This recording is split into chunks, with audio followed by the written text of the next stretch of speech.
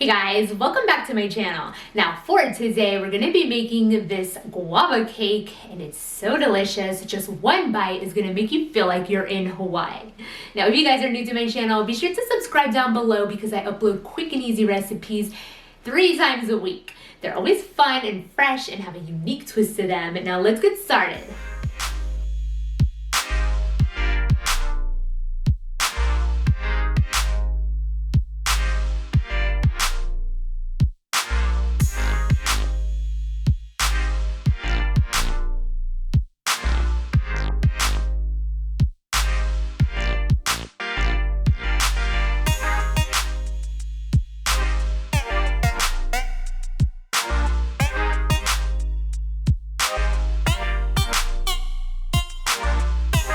So the first ingredient for this guava cake is 1 box of strawberry cake mix.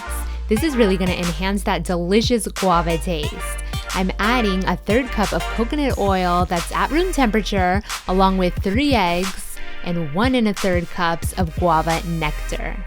Now mix everything up and pop this into an 8-inch cake pan or 13 by 9 that's been greased and floured. And this is going to bake at 350 degrees Fahrenheit for around 30 to 45 minutes.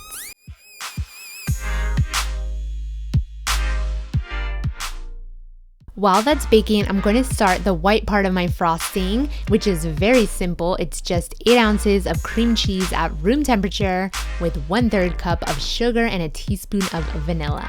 Once that's all incorporated, I'm going to fold in 8 ounces of thawed Cool Whip.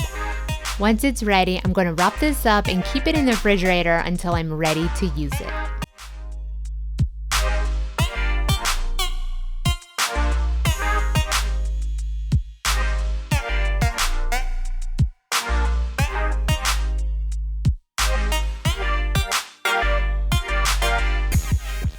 Now for the last part, to make this guava gel topping, I have here 2 cups of guava nectar and I'm going to bring it to a boil with a 1/2 cup of sugar.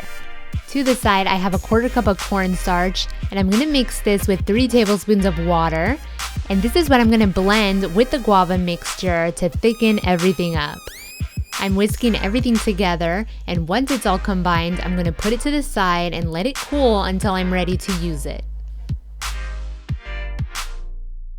Now it's time to assemble this cake. I took a bit of the dome off on top to make it a bit more flat, and I'm adding the cream cheese frosting generously on top.